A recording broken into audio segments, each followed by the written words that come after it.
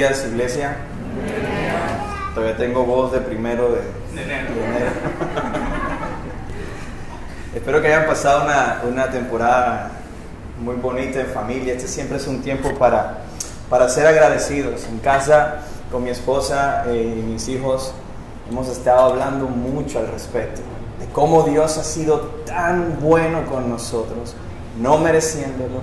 Él nos ha dado mucho, mucho, mucho más de lo que nosotros merecemos y estamos muy agradecidos con el Señor. Hemos aprovechado esta temporada para hacerlo así, ¿verdad? Para darle gracias a nuestro Dios por todas las bondades que hemos visto para con nosotros. Y bueno, hoy vamos a continuar la predicación de la palabra de Dios en 1 Corintios. Los invito a que en sus Biblias vayan allí. 1 Corintios capítulo 11.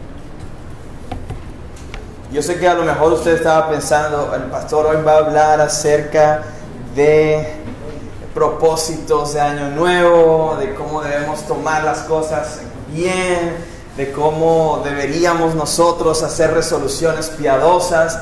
Yo sé que usted es un cristiano piadoso y usted va a hacer resoluciones piadosas y que los planes y poder confiar en que los planes de Dios para con nosotros en este nuevo año son mejores de lo que podemos pensar. Sus planes siempre son de bien y son mejores que los nuestros. Así que descansamos en Él. Pero hoy quiero hablar de un tema en el que sí creo que tenemos que trabajar fuertemente en este nuevo año. Si lo hemos hecho en años anteriores, yo creo que esta es una oportunidad y este es un momento para que usted y yo reflexionemos acerca del tema que vamos a hablar hoy. Ciertamente Pablo va a hablar acerca de la cena del Señor en estos versículos, pero yo quiero que usted note cuál es la esencia del mensaje de hoy a través de la lectura de la palabra de Dios. Entonces vamos a ir a 1 Corintios capítulo 11. Voy a leer desde el versículo 17 hasta el final del capítulo. Recuerde que estamos leyendo en la Nueva Biblia de las Américas. Si usted tiene su dispositivo, si no trajo Biblia, arrepiéntase, pero por la gracia del Señor aquí hay una diapositiva que te va a ayudar a seguir la lectura. Dice así la palabra del Señor: pero al darles estas instrucciones no los alabo, porque no se congregan para lo bueno, sino para lo malo. Pues en primer lugar, oigo que cuando se reúnen como iglesia hay divisiones entre ustedes, y en parte lo creo, porque es necesario que entre ustedes haya bandos, a fin de que se manifiesten entre ustedes los que son aprobados. Por tanto, cuando se reúnen, esto ya no es comer la cena del Señor. Porque al comer, cada uno toma primero su propia cena, y uno pasa hambre y otro se embriaga. ¿Qué? ¿No tienen casas para comer y beber? ¿O desprecian a la iglesia de Dios y avergüenzan a los que nada tienen? ¿Qué les diré? ¿Los alabaré? En esto no los alabaré. Porque yo recibí del Señor lo mismo que les he enseñado, que el Señor Jesús, la noche en que fue entregado, tomó pan y después de dar gracias, lo partió y dijo: esto es mi cuerpo que es para ustedes. Hagan esto en memoria de mí. De la misma manera, tomó también la copa después de haber cenado, diciendo: esta copa es el nuevo pacto en mi sangre. Hagan esto cuantas veces la beban en memoria de mí. Porque todas las veces que coman este pan y beban esta copa, proclaman la muerte del Señor hasta que Él venga. De manera que el que come el pan o beba la copa del Señor indignamente será culpable del cuerpo y la sangre del Señor. Por tanto, examínese cada uno a sí mismo y entonces coma del pan y beba de la copa. Porque el que come y bebe sin discernir correctamente el cuerpo del Señor, come y bebe juicio para sí. Por esta razón hay muchos débiles y enfermos entre ustedes y muchos duermen. Pero si nos juzgamos a nosotros mismos, no seríamos juzgados. Pero cuando somos juzgados, el Señor nos disciplina para que no seamos condenados con el mundo. Así que, hermanos míos, cuando se reúnan para comer, espérense unos a otros. Si alguien tiene hambre, coma en su casa, para que no se reúnan para juicio. Los demás asuntos los arreglaré cuando vaya. Amén. Vamos a orar. Señor, como cantábamos hace un rato, tu voz es como trueno, ruge más fuerte que las olas del mar. Y nuestro corazón debe temer cada que tu voz es escuchada. Así como sonaban los truenos en el Sinaí y el corazón del pueblo se llenó de temor, debiéramos nosotros admirarnos cada vez que tu voz ruge para traer libertad, salvación, gozo, consuelo, esperanza, santificación. Es lo que creemos que tu voz hace en este tiempo de culto. Es lo que confiamos que tu Espíritu, Señor, obra cada vez que es leída públicamente tu palabra. Por eso te pido, Dios, que me ayudes como predicador a tomar este momento, Dios, de una manera tan reverente y tan sumisa a ti, Dios, que no exponga yo ninguna de mis opiniones que en realidad son irrelevantes, y que más bien me ayudes a ser fiel al texto, a la gloria de Cristo que es revelada en este pasaje, y que la iglesia sea alimentada, y que la iglesia sea animada, y que la iglesia sea santificada por tu palabra. Examina nuestros corazones, ayúdanos a discernir lo que debemos, Señor, corregir para agradarte a ti por encima de todo. En el nombre de Jesús te lo pedimos. Amén y amén.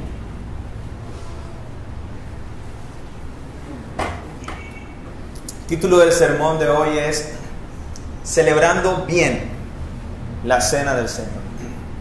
Celebrando bien la Cena del Señor.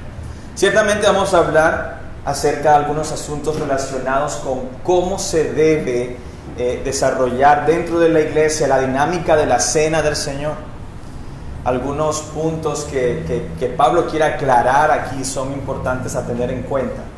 Pero hay algo en particular que Pablo quiere corregir. Desde el capítulo 11 hasta el capítulo 14, Pablo entonces va a atender algunas dificultades que están pasando en estos momentos dentro de la iglesia. Y el primer problema que Pablo muestra que hay en el momento del culto, porque Pablo ahora lo que va a hacer es mostrarnos a nosotros, los que leemos este texto ahora, qué pasaba en Corinto en las reuniones de culto, cuando la iglesia estaba en adoración. Estaban pasando cosas que no estaban bien. La primera de ellas es el problema con la celebración. Había un problema, y según las palabras de Pablo que acabamos de leer, eran problemas serios. No era un asunto para relajarse ni para no estar advertidos. Era serio. Y el segundo problema dentro de las reuniones de culto es el asunto o lo que tiene que ver con los dones espirituales. Como dentro de la iglesia, esta iglesia en particular que abundaba en dones espirituales, los estaban usando mal dentro del culto. Entonces, esos son los dos problemas que vamos a considerar hoy, el de la cena, y en el próximo sermón hablaremos un poco acerca de los dones espirituales. Pero, ¿cuál era el problema con la celebración? Y yo creo que esta es una pregunta que debemos considerar detalladamente, porque no se trata de que no estaban usando los elementos adecuados, no se trataba que no estaban haciendo las oraciones adecuadas, no se trataba de que no estuviesen recitando las cosas adecuadas, se trataba de algo un poco más interno del corazón de cada uno de los cristianos que estaban participando de la cena. Por eso el título de la predicación es Celebrando bien la Cena del Señor, y eso es lo que nosotros debemos hacer hoy en día, celebrar de manera adecuada, porque existe una forma inadecuada de celebrar la Cena del Señor. Veamos los versículos 17 al 19, dice así la palabra de Dios. pero al darles estas instrucciones, no los alabo. Es decir, lo que viene a continuación es un reproche. Porque no se congregan para lo bueno, sino para lo malo. Y si no ha quedado claro de que esto es un asunto equivocado, pues ahí lo tienes. Pues en primer lugar, oigo que cuando se reúnen como iglesia hay divisiones entre ustedes, y en parte lo creo, porque es necesario que entre ustedes haya bandos a fin de que se manifieste entre ustedes los que son aprobados. En este pasaje Pablo entonces nos dice que el problema con la cena del Señor radica en, ¿lo puede decir usted? Ahí está. Habían divisiones. Habían divisiones. Ahora, no es un asunto de que antes de que llegara a la iglesia se notaba la división, no. Era cuando estaban reunidos e iban a celebrar la cena del Señor, se notaba en la celebración como tal que habían divisiones. Habían divisiones. Pablo dice que habían bandos. Y usted sabe cómo es el asunto de los bandos. De pronto hoy, como para que usted lo entienda, es como si esta ala de la iglesia viniera con un suéter azul y esta con un suéter rojo. Es evidente, ¿verdad?, que unos son hinchas de Millonarios y otros de Santa Fe. Pablo, eso es lo que Pablo está tratando de decir. Hey, se nota. No hay que hacer un gran esfuerzo para darse cuenta que cuando están celebrando la cena del Señor, se notan las divisiones, los bandos. Y estos bandos podrían, o más bien investigando un poco al respecto, se trataba acerca de cómo al momento de celebrar, a algunos dentro de la iglesia se les atendía de una manera prioritaria y con más atenciones, ¿verdad? En la mesa las actitudes de las personas eran diferentes. La forma en que se servían las cosas a unos y a otros era diferente. Había algo que ciertamente era un problema serio y triste. Algunos estaban ubicados en un lugar del recinto donde había cierta preferencia, como la zona VIP, ¿verdad? Usted sabe de qué se trata, que dentro de la iglesia hay algún tipo de trato preferente. Santiago menciona algo similar en su carta cuando dice, hey, a la gente que viene con dinero parece que como que la tratan mejor que a los pobres, cuando los pobres también son cristianos. Dentro de la iglesia no debiera haber esa discriminación. Algunos judíos menospreciaban a los gentiles y no se sentaban con los hermanos gentiles para no contaminarse.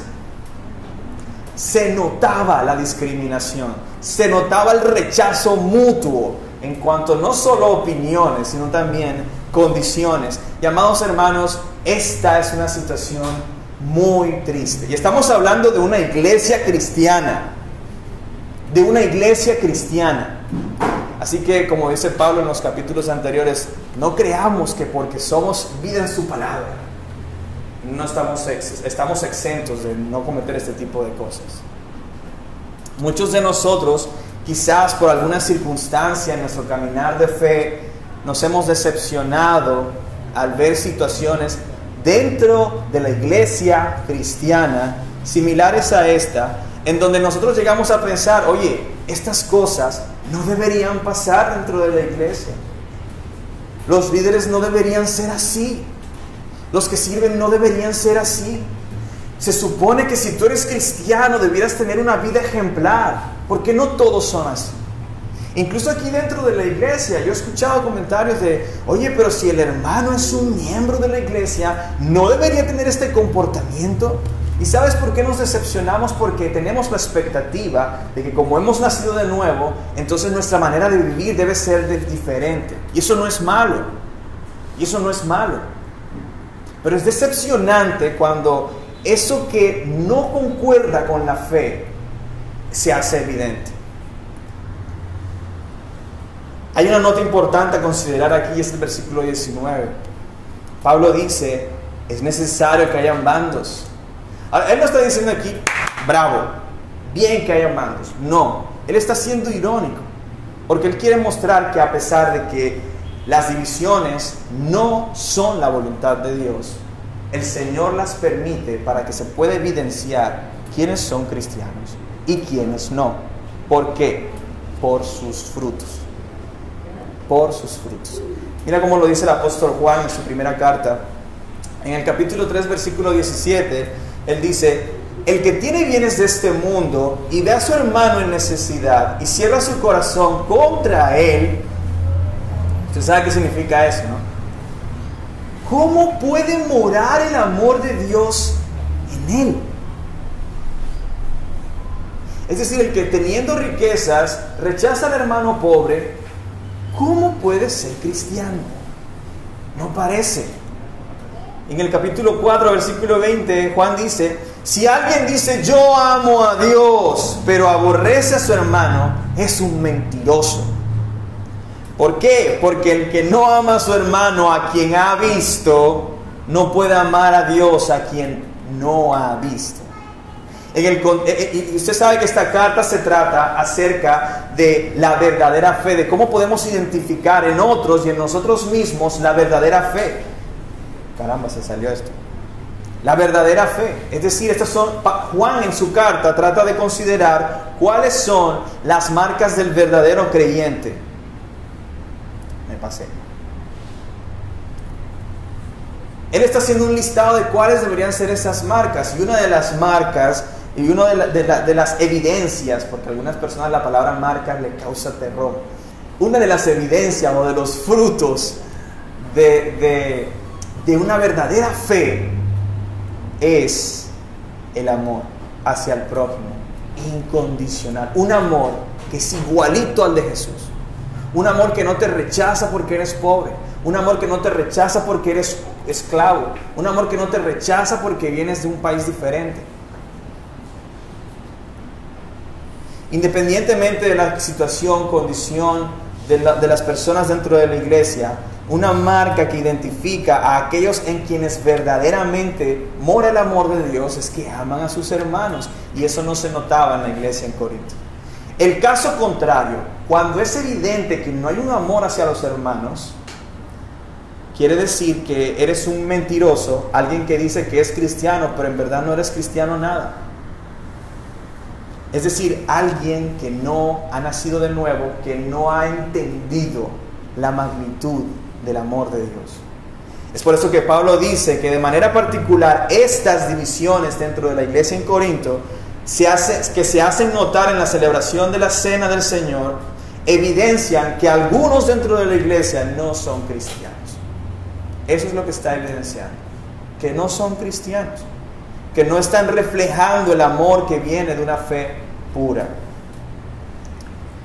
Es por eso que Pablo entonces ahora en su reproche les dice: por tanto, cuando se reúnen, esto ya no es comer la cena del Señor.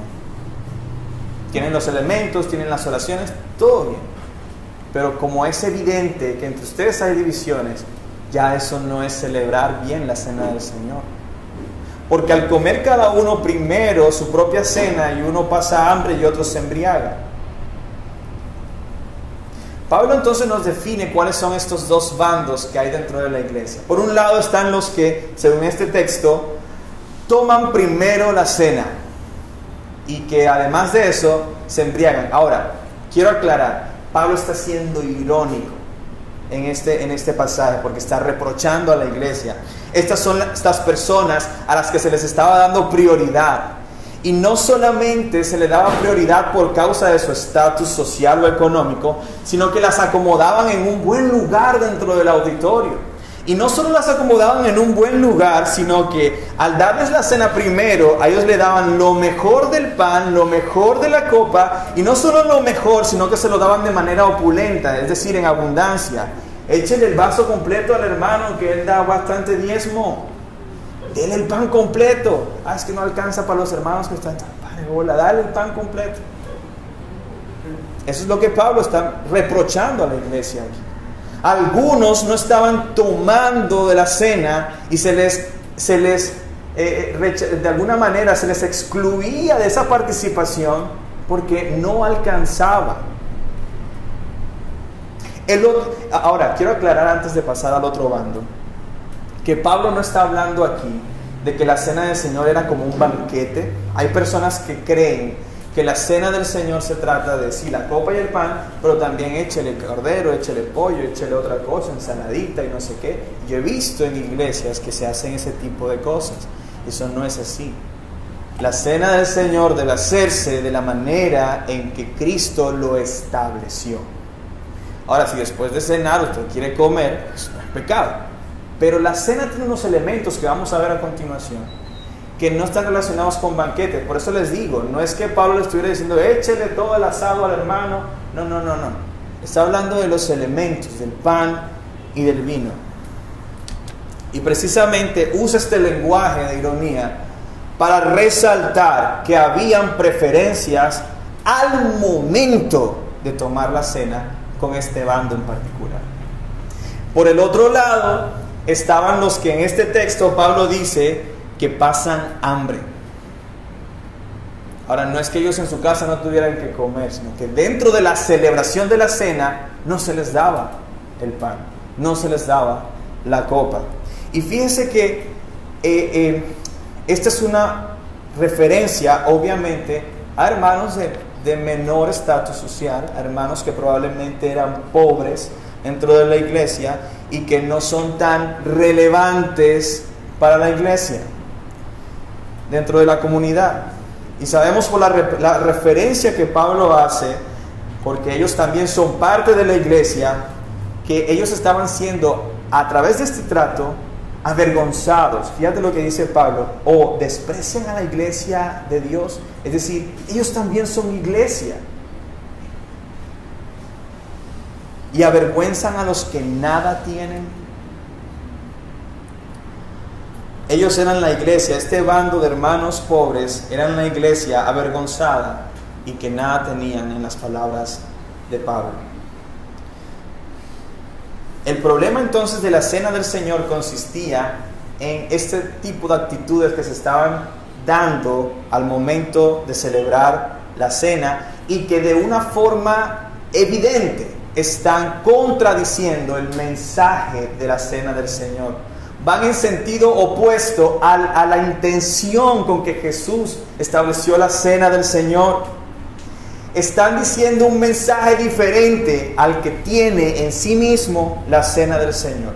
Es por eso que Pablo entonces nos va a aclarar a nosotros y pasa a decirle a la iglesia cuál es el significado de la cena. ¿Con qué propósito? De que ellos hagan un contraste. La manera en que ustedes están haciendo estas cosas es diferente a lo que la cena significa en realidad. En el versículo 23 Pablo dice: porque yo recibí del Señor lo mismo que les he enseñado, que el Señor Jesús, la noche en que fue entregado, tomó pan y después de dar gracias lo partió y dijo: esto es mi cuerpo, que es para ustedes, hagan esto en memoria de mí. ¿Cuál es el significado de la cena del Señor? El significado está en los elementos, en lo que se está haciendo aquí en la cena. ¿Cuál es el primer elemento? La señal del cuerpo de Cristo por medio del pan. Ese es el primer elemento. Eso es lo primero que debe estar presente dentro de la cena del Señor. Yo leí alguna vez a un comentarista que decía que la cena del Señor es la predicación del Evangelio actuada delante de la iglesia. Porque entonces el ministro que dirige la cena del Señor muestra el pan como Cristo también mostró el pan y dijo: este pan es, y no voy a entrar en el debate que ha habido acerca de ese verbo es, pero lo que entendemos es que representa el cuerpo de Cristo que ha sido entregado por nosotros. Pero antes de pasar al elemento de la señal, del elemento o la señal del pan, que señala el cuerpo de Cristo, quisiera que consideráramos esa introducción que hace Pablo, que es interesante. Fíjate: yo recibí del Señor lo mismo que les he enseñado, que el Señor Jesús, Él pudo haber dicho la noche antes de su muerte, ¿sí o no? Pudo haberlo dicho así, pero ¿qué dijo? La noche en que fue entregado. ¿Quién lo entregó? Un discípulo que estaba allí sentado, un discípulo que comió del pan, un discípulo que tomó del vino, un discípulo que le lavaron los pies allí esa noche, en intimidad con Jesús. Ahora, eso tiene un propósito especial de que Pablo lo diga a una iglesia que está dividida.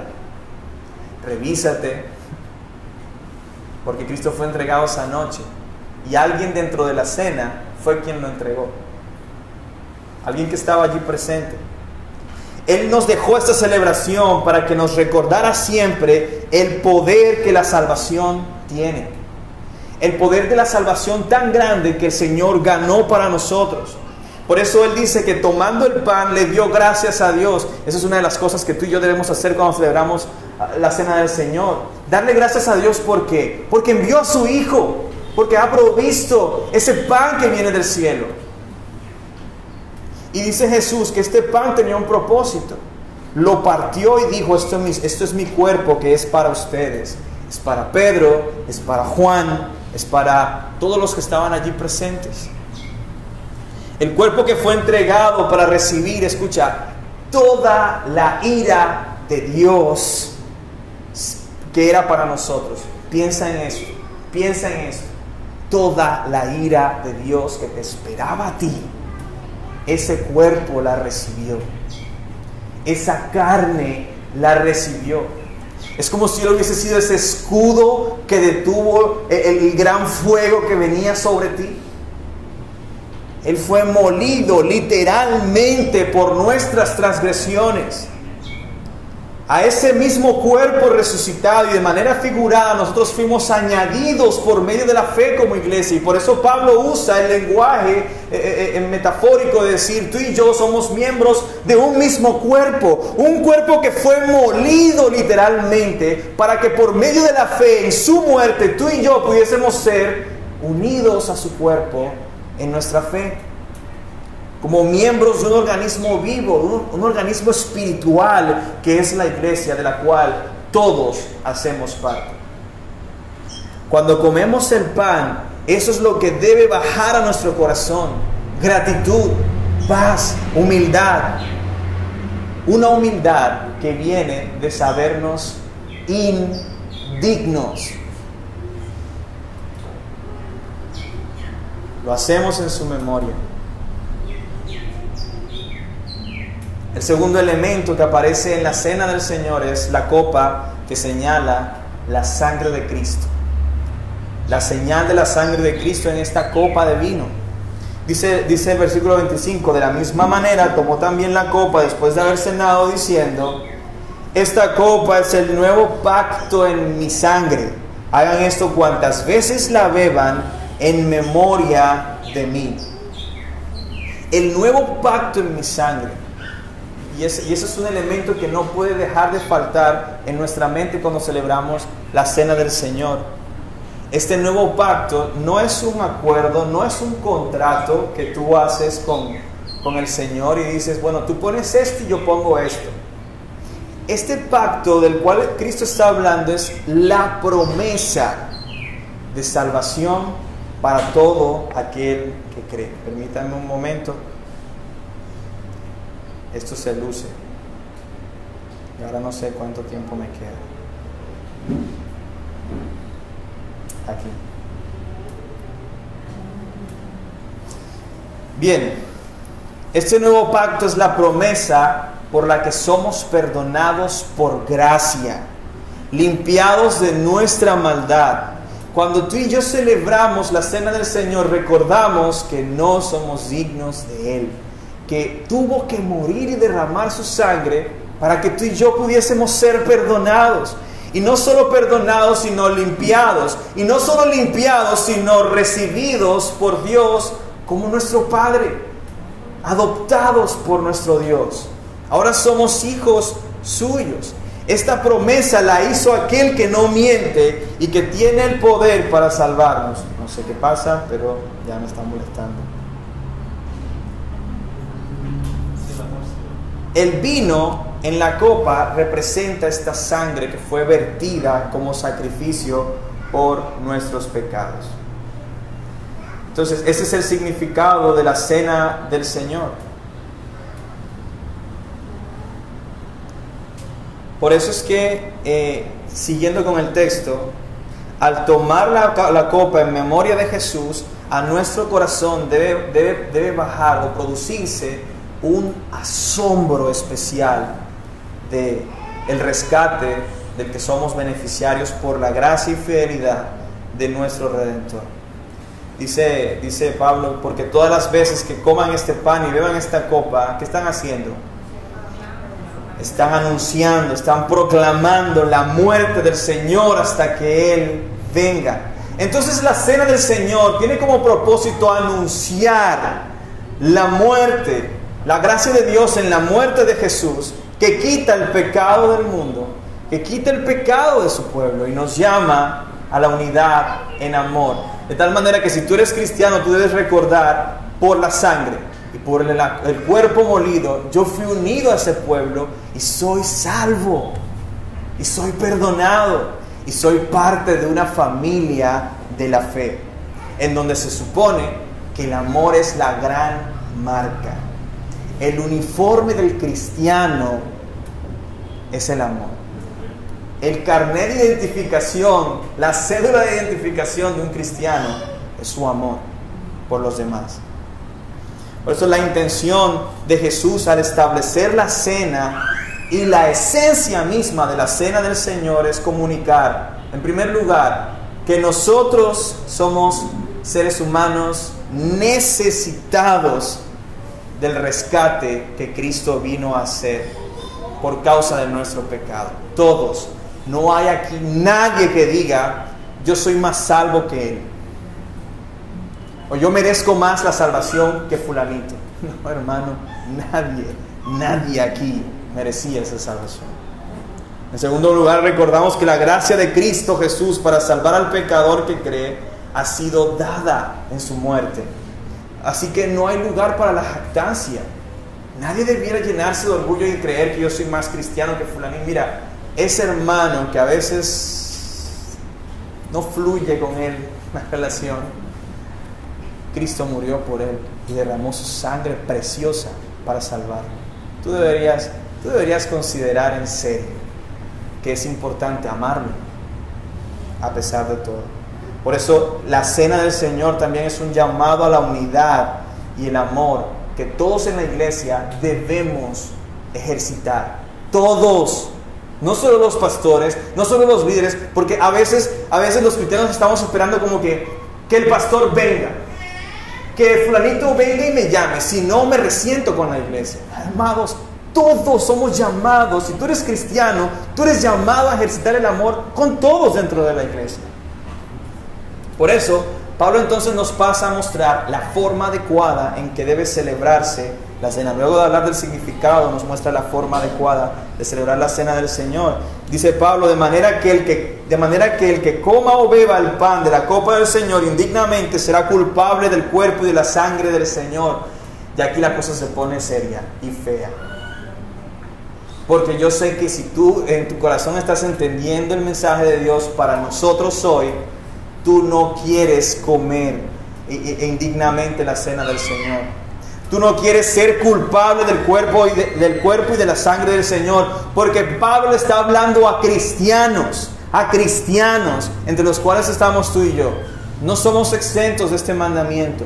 Debemos revisar. Por eso Pablo dice aquí, por tanto examínese cada uno a sí mismo y entonces coma del pan y beba de la copa. Porque el que come, una vez más, y bebe sin discernir correctamente el cuerpo del Señor, ¿qué está haciendo? Asegurando el juicio de Dios para sí mismo. Y esto es grave. Y yo quiero que usted se ponga en modo alerta, porque esta es una advertencia seria de parte del Señor. Estamos hablando del juicio del Señor. Por esa razón, dice Pablo, hay muchos débiles y enfermos entre ustedes, muchos duermen. ¿Sabes qué le pasó a los hermanos que no tuvieron así como, es la cena, no más, es un pedazo de pan, una copa? Se enfermaron, otros estaban débiles y otros murieron por eso, murieron. Pablo nos advierte que este asunto de participar indignamente de la cena del Señor es un asunto serio. Y aquí, para nosotros, esta advertencia debe producir en nuestro corazón el no querer ser culpables de pecar contra Dios. Porque no hacerlo bien nos lleva a asumir un juicio que seguramente, estoy convencido que no deseamos. Ahora, este juicio no se trata de condenación eterna, escucha. Este juicio es la disciplina del Señor. Dios a su pueblo lo disciplina también de estas formas. Hay debilidades que vienen por la disciplina del Señor al creyente. Hay enfermedades que vienen por la disciplina del Señor en el creyente. Incluso algunos mueren por la disciplina del Señor dentro de la iglesia. Este no es un asunto menor. Es importantísimo que veamos muy bien lo que hacemos, porque aquí Pablo nos da algunas indicaciones para hacerlo adecuadamente. Lo primero, ahí está resaltado: examínese cada uno a sí mismo. Examínate a ti mismo. Antes de tomar la cena, el creyente debe hacer una inspección sincera y humilde delante de Dios en oración para ver que en su corazón no haya algo que esté contaminando la comunión con los hermanos de la iglesia. ¿Sí entienden eso? Pablo no está simplemente diciéndonos examínense para ver qué hay malo. No, Pablo quiere que específicamente tú mires cómo está tu relación con la iglesia. Obviamente, para llegar ahí hay que revisar mi relación con el Señor, pero también con la iglesia. ¿Sabes cómo lo sé? Porque Pablo ahí está diciendo, usando como esos sinónimos, examinarme a mí mismo. ¿Para qué? Para discernir correctamente el cuerpo del Señor. ¿Y qué representa el cuerpo del Señor de manera visible ahora mismo? La iglesia. Ustedes son miembros del cuerpo del Señor. Así que el llamado de Pablo es a mirar a la iglesia. Y yo quiero que tú pienses en esto y quiero que me presten atención acá. Hermanos, al celebrar la cena del Señor, mira a la iglesia y examínate con las siguientes preguntas. ¿Amo a la iglesia? ¿Sirvo con amor a la iglesia? Porque no es lo mismo servir a la iglesia que hacerlo con amor. Algunas personas sirven, pero es una carga, es un fastidio, no lo quieren hacer. ¿Sirvo con amor sincero a la iglesia? ¿Oro por la iglesia? ¿Oro por los miembros de la iglesia? ¿Estoy siendo paciente con la iglesia? Porque, ¿sabes? A veces nos ponemos en esa posición de decir, es que los hermanos de esta iglesia son tan... Pero no oramos por esas debilidades que vemos dentro de la iglesia. No somos pacientes con esas debilidades que vemos dentro de la iglesia. Y quiero darte una noticia, por si no te has enterado. En esta iglesia hay pecadores redimidos que todavía se equivocan, de los cuales yo soy el primero. Tenme paciencia, amados, si has visto mis defectos o mis luchas. ¿Has perdonado en verdad las faltas? Si usted lleva más de un año de ser miembro de la iglesia, créame, ya tuvo que haber tenido algún roce con algún hermano. ¿Lo ha perdonado en serio? ¿En serio, delante de Dios, has perdonado a ese hermano que te faltó? Ahora, ¿has pedido perdón? Tú te equivocaste. ¿Pediste perdón ya? Esto es el examen que debes hacerte antes de tomar la cena del Señor. ¿He aliviado las necesidades de la iglesia? ¿He visto a mi hermano en necesidad y le he extendido la mano? No necesariamente con dinero. ¿He llorado con los que lloran? ¿Me he gozado con la alegría de los que se gozan? Hermanos, revisemos cómo es mi relación con la iglesia. ¿O me es indiferente? Yo nada más vengo el domingo y ya. Incluso el no relacionarte con la iglesia debería ponerte a temblar, porque este es un examen, escucha, iglesia, obligatorio. Si tú no quieres recibir la disciplina del Señor, es para ti un deber, antes de tomar la cena del Señor, incluso antes de venir a la iglesia, revisar cómo está tu relación con los hermanos dentro de la iglesia. Yo escuchaba el testimonio de la hermana Nancy de Most Word. Ella contaba de que en una oportunidad, examinando su corazón para tomar la cena del Señor, ella vino a convicción en oración de que había algo en su corazón contra un hermano de la iglesia. Y tú dirás, Nancy, ¿no? Sí, Nancy. Ella lo reconoció en un podcast de esos tan edificantes que hacen. y inmediatamente fue a pedirle perdón al hermano. Entendió y lo compartía como testimonio de que a veces no somos diligentes en revisar adecuadamente mi relación, porque creemos que como no me han dicho nada a nadie, todo está bien, pero no necesariamente, hermanos.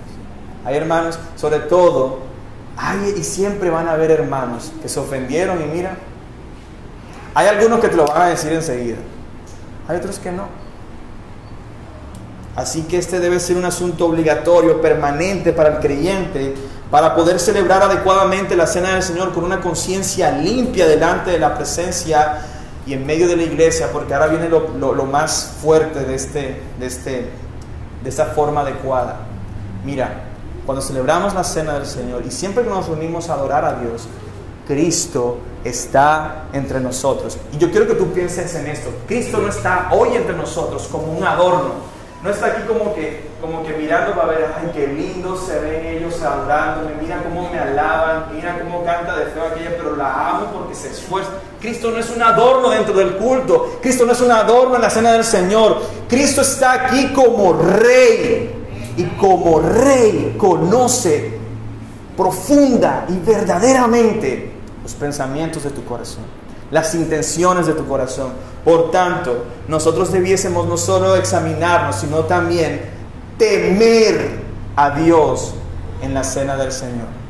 Temer específicamente su disciplina, que Pablo entonces ahora nos dice, pero si nos juzgamos a nosotros mismos, es decir, si ya hice mi examen, este es el juicio del que Pablo está hablando aquí, por eso otras versiones dicen, si ya nos examinamos, entonces no seremos juzgados por el Señor. Pero cuando somos juzgados por el Señor, incluso aquí está Cristo como Rey y te está viendo y sabe que tú tienes algo contra tu hermano, y puede que tú hoy digas, no necesariamente, pastor, sí me incomoda su voz, pero no necesariamente es que yo estoy enojado con el hermano. Escúchame, Cristo conoce la verdad de ese sentimiento en tu corazón y a Él no lo puedes engañar. Por eso yo quiero que tu corazón se llene de terror al creer que puedes engañar a aquel que murió, por ese hermano que te fastidia, que te molesta, al que no quieres saludar. La presencia de Cristo en el culto es real, es verdadera. No puedes mirarlo como un adorno. Él conoce y ve las intenciones de tu corazón.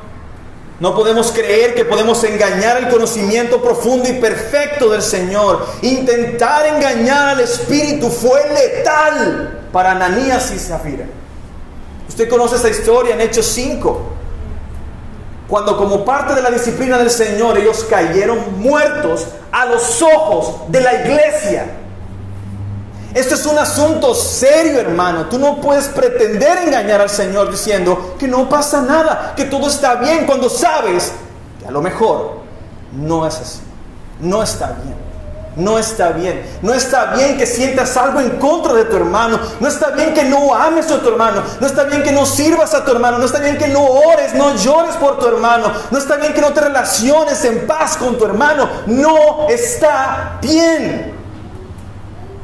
Dice Hechos 5 que cuando estas personas cayeron, la iglesia entonces se llenó de gran temor.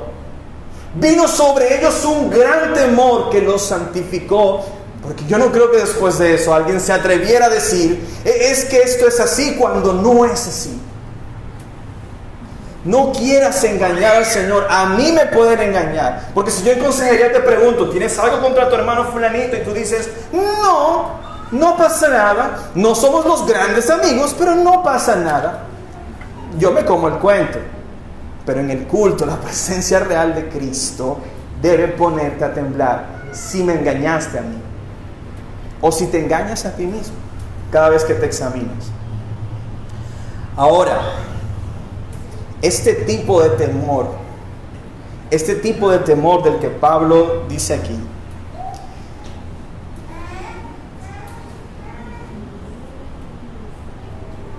hace que el creyente sea santificado. Porque es un temor que no quiere desagradar a Dios. Un temor que entiende su omnisciencia, pero que también quiere agradarlo. Incluso esta disciplina de Dios que llega aun cuando tú no quieres reconocer que ciertamente algo está pasando en tu corazón contra tu hermano, puede ser usado como una manera de el padre disciplinar a sus hijos para guardarlos en la fe. Así como los que somos papás, a veces cuando nuestro hijo no quiere tomarse la medicina, se la embutimos como sea, porque sabemos que le hace bien. Sabemos que le hace bien. Como dice Hebreos 2, la disciplina en un primer momento no es agradable, duele, pero es una muestra de amor de Dios para nosotros. Así que los corintios debían entonces, con temor, luego de examinarse en su corazón, con temor, ver por sus hermanos, que todos tengan. Hermano fulanito ya recibió el pan, yo tengo aquí un pan grande, puedes darle la mitad. Por eso Pablo dice entonces, amados, cuando se reúnan para comer, espérense unos a otros. Si alguien tiene hambre, que coma en su casa, para que no se reúnan para juicio. Esto es mirar a la iglesia para discernir el cuerpo de Dios, preocupados de que todos participemos y lo hagamos de la manera adecuada. Por eso incluso si tú recibes una llamada el sábado en la noche de un hermano que te llama para pedirte perdón, porque mañana es la cena del Señor, no lo escuches con un corazón cerrado. Abre tu corazón, porque tú también estás siendo santificado. Ahora, nuestro texto termina diciendo que hay otros asuntos relacionados con este tema que Pablo va a resolver personalmente. No tengo ni idea de qué se tratará, pero lo que el Espíritu inspiró y que acabamos de ver, yo creo que es suficiente para que podamos mirar 3 conclusiones finales. La primera, obvia: la próxima vez que celebremos la Cena del Señor, tómate tiempo para revisar tu relación con Dios, tu relación con los hermanos, y cómo estás creciendo en ser como Jesús para tus hermanos. Y es un momento importante para que tomes resoluciones. Ahí dice, debemos examinar nuestra relación con Dios y hacer resoluciones importantes que nos lleven a amar de esa manera. De esa manera. En segundo lugar, menos mal que ya estamos terminando, porque esto se sale otra vez.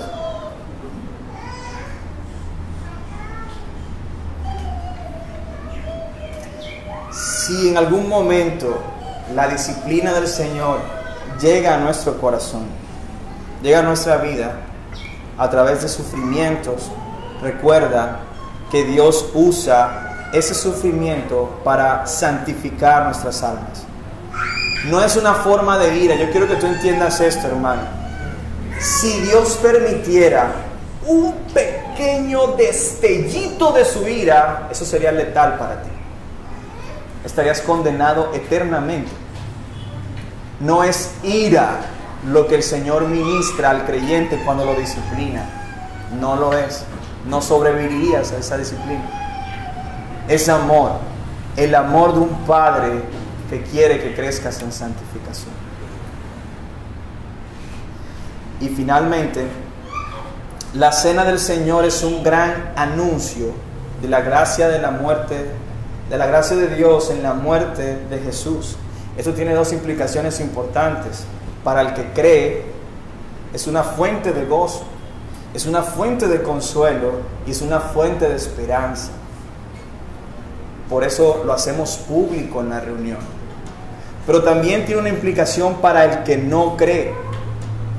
Si tú eres cristiano, el anuncio que es dado en la cena del Señor y que hoy compartimos a través de esta predicación es un llamado que Dios te hace para ser rescatado del inminente juicio de Dios a la humanidad que se acerca. Se acerca el juicio de Dios. Y el llamado que Dios hace cada vez que el Evangelio es expuesto a tu corazón es para librarte, a ti que eres necesitado del rescate de Dios, para librarte de la ira que viene, Así que corre a Jesús, cree en Él, para que no veas entonces el trono de Dios como la cosa más terrible que te puede suceder, sino como la cosa más bendita que puedes disfrutar para siempre.